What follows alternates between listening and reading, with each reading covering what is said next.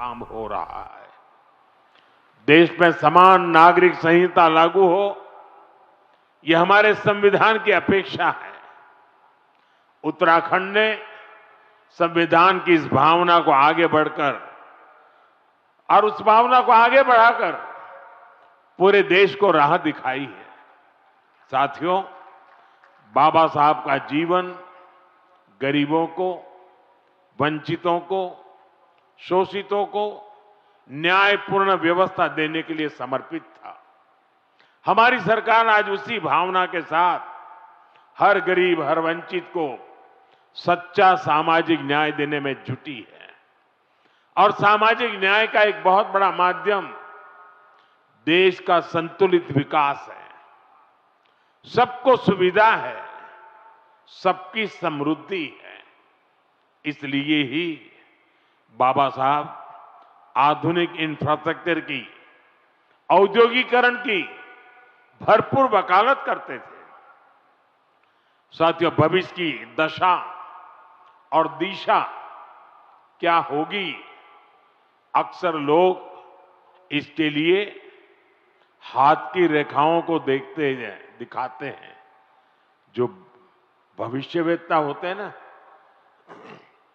वो हस्तरेखाएं देखते हैं और हर व्यक्ति के भविष्य के विषय में बताते हैं। मैं इस विज्ञान को तो नहीं जानता हूं, लेकिन कहते हैं कि ये भी एक शास्त्र है। अब ये तो हो गई व्यक्ति के भाग्य की, जो उसके हाथ में रेखाएं हैं, उसकी बात। लेकिन मैं अगर इसी संदर्भ को राष्ट्र जीवन से जोड़ करके देखूं, तो राष्ट्र की भाग्य रेखाएं कौन सी होती है?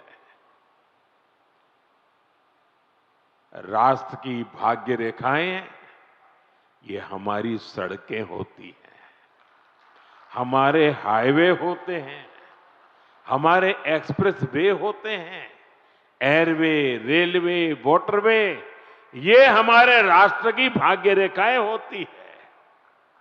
और बीते एक दशक से हमारा देश विकसित भारत बनाने के लिए विकास की ऐसी ही भाग्य रेखाओं के निर्माण में जुटा हुआ है।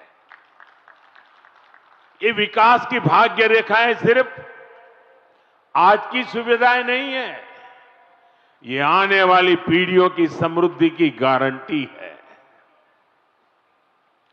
और ये मोदी की भी गारंटी है। बीते दशक से हमारी सरकार राष्ट्र के इन विकास रेखाओं पर अभूतपूर्व निवेश कर रही है। मैं आपको एक आंकड़ा देता हूं। अभी नितिन जी ने बहुत सारे आंकड़े सिर्फ उत्तराखंड से संबंधित बताए आपको। देखिए, साल 2014 तक ऐसे इंफ्रास्ट्रक्चर के लिए साल में पूरे देश में 2 लाख करोड़ रुपए भी खर्च नहीं होते थे। ये मैं पूरे हिंदुस्तान की बात बताता हूं। 2 लाख करोड़ भी नहीं होते थे। आज ये 6 गुना अधिक 12 लाख करोड़ रुपए से भी ज्यादा हो चुका है।